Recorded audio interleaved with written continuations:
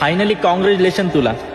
आज तू ती व्यक्ती गमावलीस तुझ्यावर मनापासून प्रेम करायची आणि तुला आयुष्यभर जपेल म्हणून अशी साथ तुला द्यायची. खरं तर माहिती का, तू पहिल्यांदा धोका दिलास तेव्हाही समजून घेतलं, दुसऱ्यांदा दिला, तिसऱ्यांदाही दिला, चौथ्यांदाही दिला. या प्रत्येक वेळेस तुझी चूक मान्य करत आलो आणि या चुकांना समजवण्याची आणि सुधारण्याची संधी देत आलो. पण तुला व्यक्ती गरजेचा नव्हता, तर फ्रॉड वागणं तुझ्यासाठी महत्वाचं होतं.